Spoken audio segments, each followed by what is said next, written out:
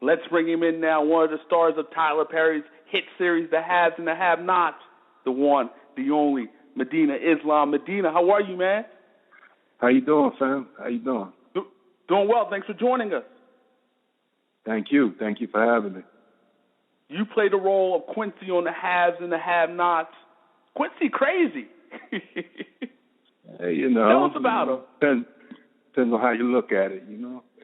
I think when you're from where Quincy's from and you've been through what Quincy's been through, you know, you might look at it a little differently. You know, on the street, it's a little different. It's about honor and about, there's a code, you know. So Quincy lives by the code.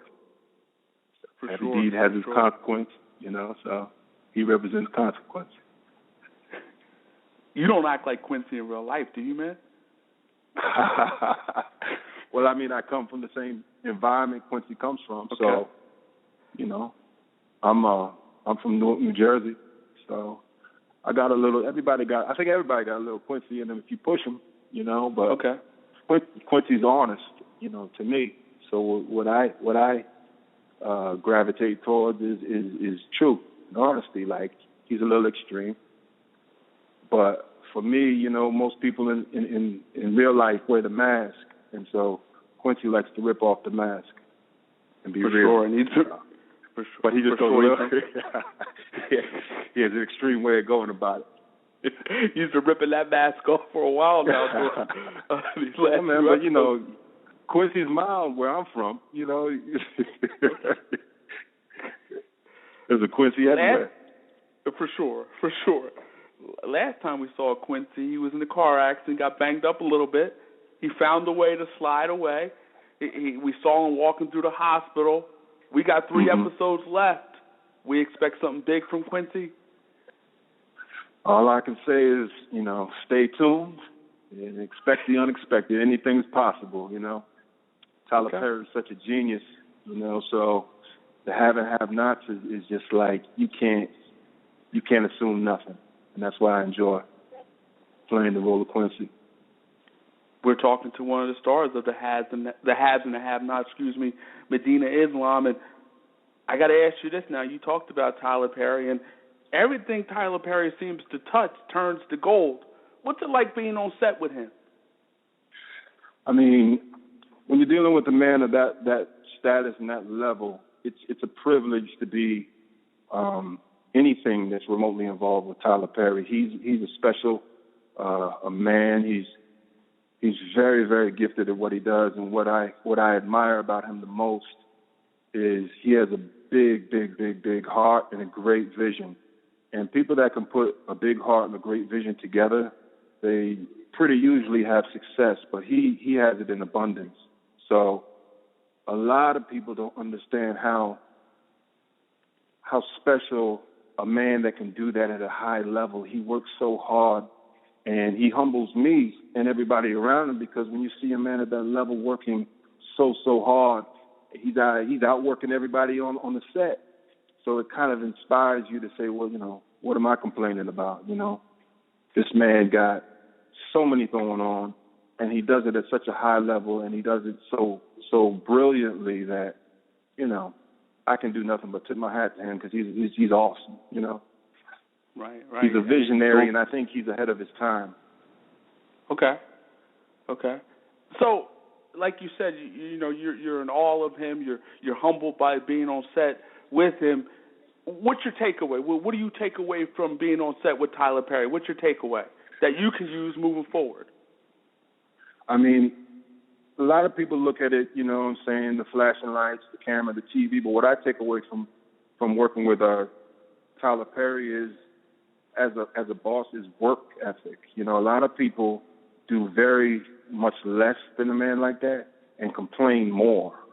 And so he's an individual that you can learn a lot from because of his work ethic. And so I do no complaining because when you got somebody that's an example like that and so humble and then so able to actually pull the best out of people, and it does something to you. So I take that everywhere I go. I mean, him, the Oprah Winfrey Network, everything about the situation with working with giants like Oprah and Tyler Perry is a blessing, because I know people just that have done like a fraction of what they've done, and they've acted like they've done something, above and beyond, where these people they're like multimedia giants, and they're so relatable, humble, and they pull the best out of you. So I admire anybody that can do that, and he's definitely somebody that I look up to. We're talking to one of the stars of the haves and the have-nots, Medina Islam. And I got to ask you this now, man. I mean, you're doing big things with the haves and the have-nots, but you also have done big things in the music world. You've done some ghostwriting for a lot of artists out there. You care to mention any of those artists?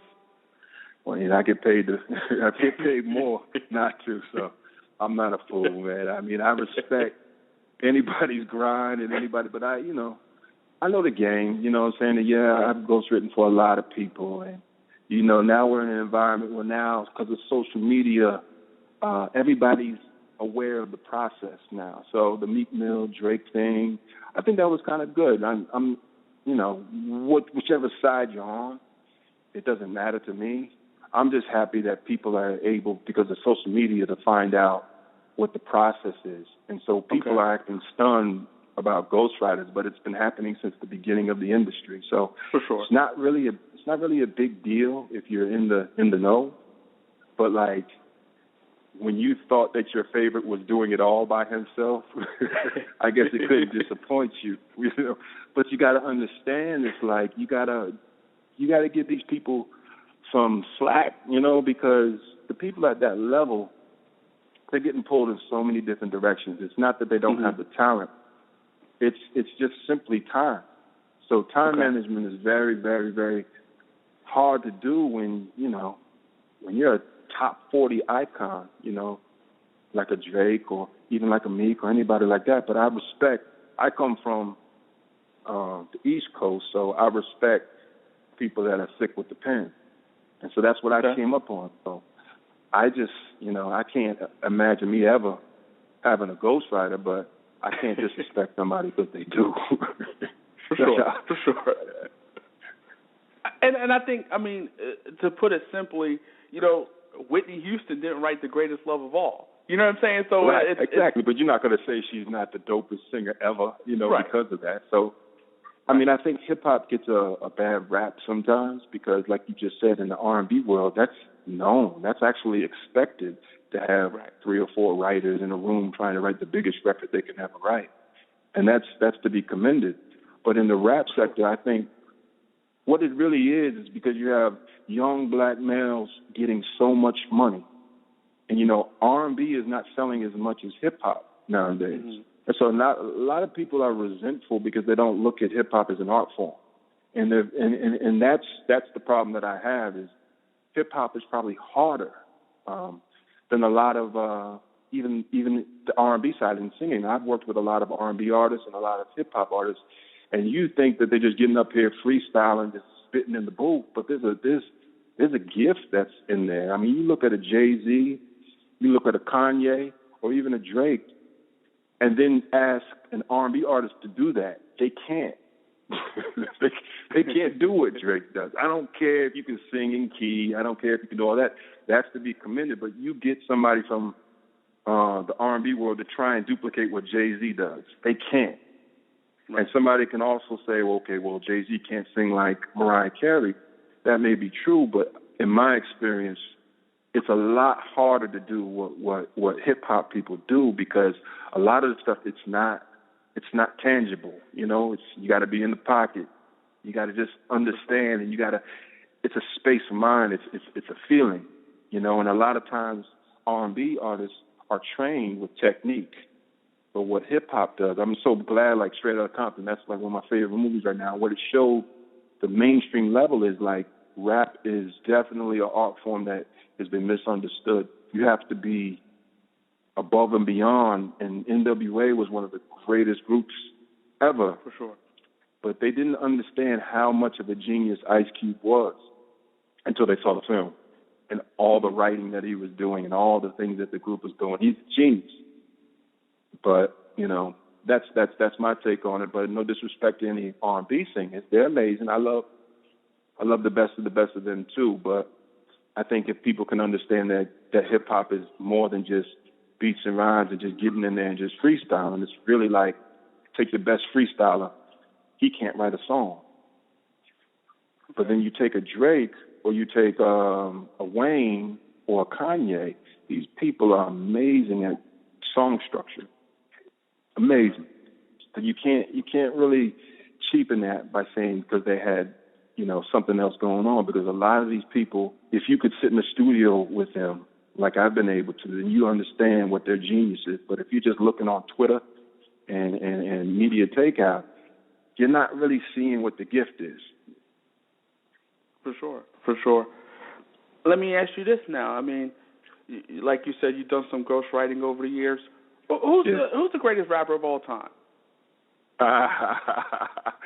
It depends where you're going with this. I mean, of all time, that's a tough question, man. I mean, I have my favorites, but we're living in a different era right now. But for me personally, my all-time favorites are the people like LL Cool J, Rakim, and people like that, because it's not so much, you can go bar for bar, and I like Drake and I like Wayne, and I understand what their genius is, but people like Ice Cube and LL, to do it at the time that they did it, it's almost like comparing LeBron to Michael Jordan. Like Michael Jordan is my favorite of all time, right?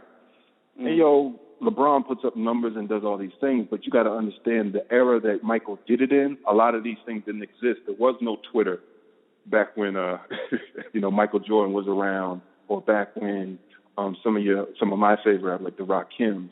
So they were able to do. I mean, NWA went platinum in 6 weeks with no airplay.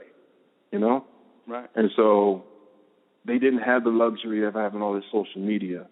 Now, as far as the new people are concerned, now I've been able to work with both. Now, I really like Kendrick. I really like what he's doing. I like Mos Def. I like Talib Kweli. I like anybody that really, really takes pride in creating songs and not just bars. But they have both. Okay. So do you have I'm a fan of that? No, I don't.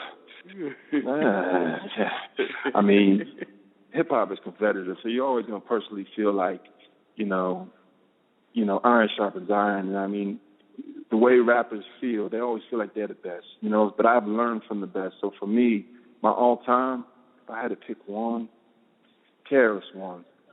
Okay, all right, that's fair. Maybe at some point 6 Milli. I mean, yeah, absolutely. Absolutely. I mean, how you hear people, they talk real modest and they real talk all humble. Like, that's not hip hop to me. Hip hop, you could say that politics and all that, but hip hop is like boxing. You have to believe in yourself. And if you're not the dude that thinks you're the one, then this ain't for you. So everybody thinks they're number one, so you got to believe like that. So that's why you can't really disrespect somebody because they think that they're the best. It's like, prove it, and only time will tell. I love Eminem, I love Jay-Z, and I love everything that they bring to the table, and I love, what's popping right now. But I honestly think that hip-hop's only hit the tip of the iceberg, because there's more we can go higher, Okay. We can go higher. That's fair. We're talking to one of the stars of Tyler Perry's hit show, The Haves and the Have-Nots. Make sure you check it out each and every Tuesday, Temptation Tuesday on OWN, 9 p.m. Eastern on OWN. Let me ask you this now. You talked about Quincy and what his background and some of the things he had to overcome. You overcome a lot to get to this point, man. I read a story where your mother kidnapped you and even tried to sell your then 10-year-old brother. I mean, what was that like, man? Yeah, it was my younger brother. I was 10, but that's true. Okay. Yeah. She, my mother, suffered from schizophrenia, paranoid schizophrenia, and so she would do a lot of things when I was a young young boy. And unfortunately, because of the chemical imbalance and because of all these things going on in her life, it caused her to do some extreme, crazy things. So I grew up seeing a lot. I grew up, on the street, on and off the street, sleeping in shelters, sleeping in abandoned buildings because she would hear voices. And so for me, I've lived a very, very interesting life, but it taught me to be very grateful, and there was a point in time when I hated my mother because of this. And because of my father, my father was around and he helped me never speak evil of my mother. And he helped me understand that when people are not lucky enough to get help or lucky enough to shake those demons, some people just are unfortunate. So my mother, she did try to sell my brother, and she was committed to a mental institution. And so for a lot of people, that could be a stumbling block or a traumatic experience that gives you an excuse to live a victimized life. But for me, I looked at it as an opportunity to help other people. So playing someone like Quincy, I'm very familiar with because I know what that looks like. So that was one of the reasons why I'm blessed to do this, and to act and to express myself through TV and film because, actors, we fall in love with telling the truth, and you find out in real life, most people fall in love with telling a lie. so the actors are always the ones seeking the truth. And so because I've lived a real life and I've had real experiences, it's actually blessed me in a lot of creative ways through music and through acting. Now have you reconnected with your mother and your family and everything? No. Never. Okay. No. Is she still alive? I don't know. Okay. My mother, after she did this and she went through what she went through, when I was 10, I never saw her again. So I don't know if she's alive or dead. Okay. And so is there a part of you? Right. Is there a part of you that would like to reconnect? No. I always ask that question, and I always get asked that question. And to be quite honestly with you, sir, no. There's no remorse or no hatred. You go through that stage, and that's why I tell people all the time, because I know a lot of people go through a lot of things, and I've been blessed enough to help other people in my life, and steer them in the right direction, or I've been blessed to actually help people from taking their own life. And when I was on the street, and when I was doing a lot of street stuff and doing a lot of legal stuff, that was a response, and that was an effect of me taking a victimized approach of my life, and look what was done to me. But at my lowest point, I was suicidal when I had a 9mm in my mouth and I was about to blow my brains out. Okay. And so I've written songs about it, you know what I'm saying? You can find them on, YouTube or whatever. And so what got me going in the music industry was that I was so raw about my childhood and about my upbringing, about my life. And when I tell people that is suicidal people tend to be the most arrogant people, is because their favorite words are I, me, and mine. And so at my lowest point, I was only looking at my struggle, my life. Well, look at what you did to me. My, me, I. It's very selfish because you don't think about the people that love you. You don't think about the people that you're causing pain to. So when I came out of that situation of having a gun in my mouth, about to take my own life, God spared my life, I believe. And so part of my debt to repay is helping other people. And so, I genuinely understand what it's like to go crazy. I genuinely understand what it's like to feel like nobody's paying attention and you're not heard. And that's what goes on in the ghetto. That's what goes on in the street. That's what goes on in this life, this real life that we're living is you feel like don't nobody give about you. And so for me, I've always been a person, because of my upbringing, because of the trauma, and all the bullshit that I've seen, I've always gave about the people that nobody cares about. And because of that, that's why I love to see people like Mr. Perry do what he does, self-contained, self-sufficient. It's very empowering. I've read things on he's made more black millionaires himself than Hollywood combined. you know. And so when you do things like that, man, you know, that's my dream, is to help as many people that otherwise may not get help. For sure. And one of the biggest things coming through anything that you've been through is making excuses as if, why me? You know, a lot of that stuff, when you overcome the trauma of what you go through, then you got to understand why it happened. And a lot of that stuff that happened in my life was only so I could help other people because I persevered. Right. Definitely. I mean, most people who went through the things that you went through are either dead or in jail. Yeah, so, I mean, I should be dead, and I know that. I'm very. Right. I don't have a fear of loss, and I don't have a fear of dying, and maybe that's why I love acting and love the arts so much, is because when you overcome your fear of loss, then you can get into the sweet spot of your gift.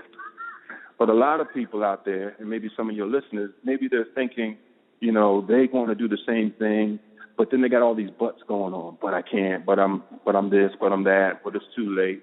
And I'm just here to. I just think that my success and my rise has to do with somebody that represents somebody that can do it regardless of any circumstance. And so I cut out, like, I always liken it, not my situation, but when Obama became president, now you don't get the luxury of saying can't anymore. Anything is possible. And so because of that, now more is expected of you. And so for me, I like to be around people that demand more of me. You know, Mr. Perry demands the best. Mrs. 1-3, Oprah, she demands the best.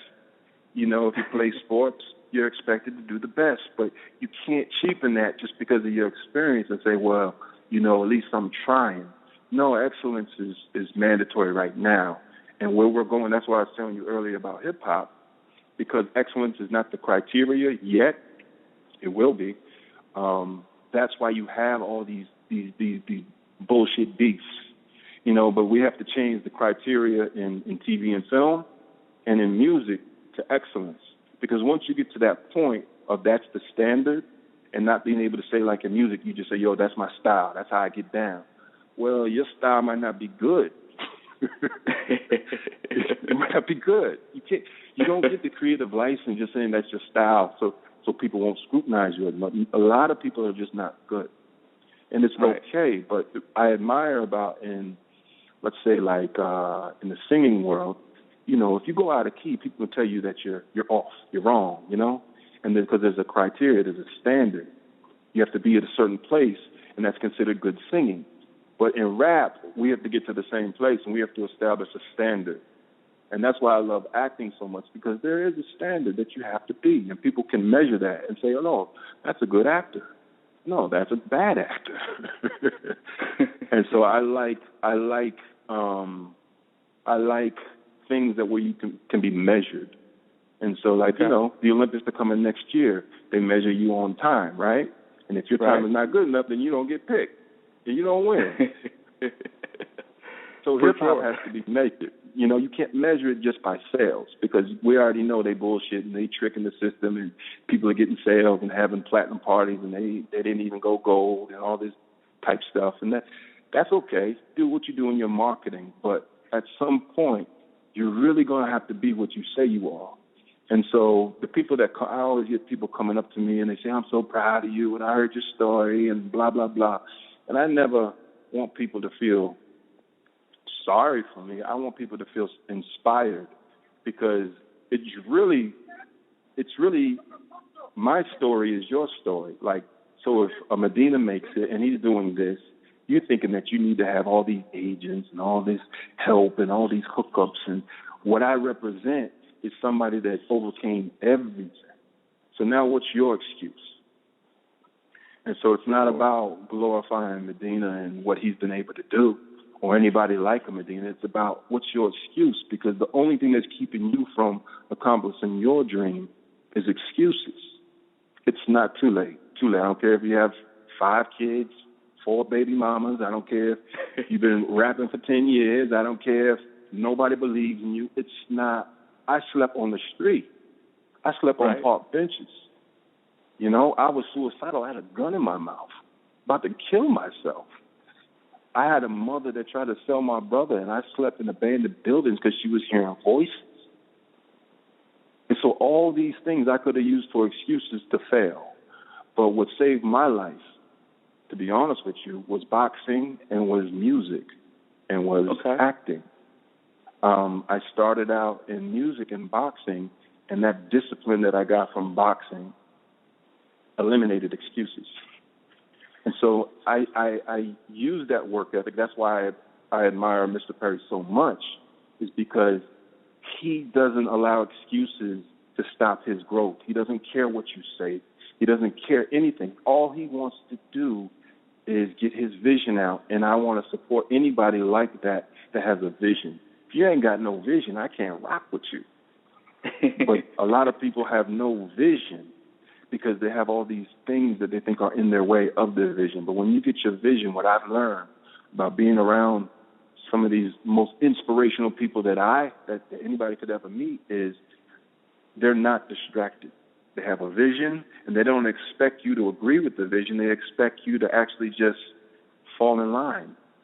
Right. And so act it out. I love that, you know, and people that don't compromise their vision, I love that. The whole world is going to say you're crazy when you get a vision, but most of these people, once they get a vision, they want people to agree with them because they're seeking validation. And that's the biggest problem why people are so unsuccessful in accomplishing their dreams, I believe, is because they're seeking the validation. But once you get your vision, it's your responsibility to carry out. It's not everybody else's to see it. Because the problem is you don't believe it. If God gives you a vision, that's between you and God. Now it's on you to carry it out. Definitely. At the end of the day. It's not for your homeboys and your mama to see the vision and then agree with you and then say, okay, baby, you can do it. No, you got to, and that's why I love the character Quincy, and that's why I love it so much. Not because of so much the crazy things he does, but because he doesn't allow anything to deter from his vision. And that's an extreme side. But what I believe is sometimes that's what's required, not necessarily in his circumstance, but in life. You got to be extreme. When you get a vision and you believe in something that you about, you gotta ride it till the wheels fall off, man. Y'all get distracted and you're trying to do 10 different things 10 different ways because you're just trying to get rich. You know, like you got to stop that. You got to master something and just die on what you believe in. Definitely. So that's where I come from. You talked about boxing, so I'm assuming you're a big boxing guy. Mayweather, Berto, is that going to be an easy Mayweather win? I mean, I'm a Mayweather fan, so that's just what it is for me. I'll just keep it real simple for that. Mayweather is excellent in his preparation, in his everything. And I don't care what anybody feels about him personally. I love his work ethic because, you know, I know some people in his camp, and I know people get to watch him on TV and they see, you know, his persona. But at the end of the day, it comes down to whoever works the hardest wins. And he works the hardest. You know, anybody at that level, you can't get that level just fluffing and just talking shit. You're gonna get exposed eventually. But apparently, it's more than just hot air, and he's a master of what he does. So love him or hate him, you gotta respect him, and I love that. A lot of people don't love me. A lot of people don't love Quincy, but you're gonna respect him. He's crazy, so I gotta respect him. Oh yeah, you gotta respect the crazy. Yeah, man, the crazy dude wins every time because it's a threat, and a lot of people, you know, whether you believe whatever you believe as far as his morale and everything, but at the end of the day, when you get people to respect you, whether it's out of fear or whatever, they got to think twice. And that's all. Sure. That's all that's my get down. Just think twice. We got the haves and the have-nots with you. You got, you're doing the ghostwriting and everything. What else is in the fire? What else you got coming? It's a big year for me. I got a lot of things, of course, that I can't speak of, but a lot of things that are happening for me. but it's going to be more music, and just expect the unexpected is what I'll say. But I'm very, very blessed. My future is, I'm actually, if I wasn't prepared for this, I'd be overwhelmed. But every day that I get to work and prepare, just like a boxer, just like an athlete, it's helping me maintain my sanity. I just like to work, and I like to work hard, and I like to prepare. So I have 1,000 things going on for 2016 and the rest of this year. But at the appropriate time, I'll speak on it. To put it bluntly. 3 episodes left, as we said earlier. Right. For the haves and the have-nots. Season finale coming up soon. I know you can't go into specifics, right, but should we expect a big-time conclusion to this season? I'm saying if you miss any of these episodes, shame on you. Like, this is something that you can't miss. So all I can say is expect the unexpected and put your seatbelt on, It's nothing. The mind of Mr. Perry is amazing. So I just say stay tuned. Stay tuned. Okay. Seatbelts on. Seatbelts on, man. You don't miss one episode. Okay, seatbelts on. I'm buckled up, and I'm ready for landing. So it should be exciting as the haves and the have-nots comes to a conclusion for this season. Fans, make sure you check it out each and every Tuesday on the haves and the have-nots, and check out this man, Medina Islam, Quincy from the haves and the have-nots. Also, hit him up on Twitter at IM6Millie. Also, hit him up on his website at IamMedina.com. Support all the great things going on with Medina Islam. Medina, was a pleasure, man. Wish you nothing but the best moving forward. Let's do it again. Thank you, man. Appreciate it. Yes, sir. No problem.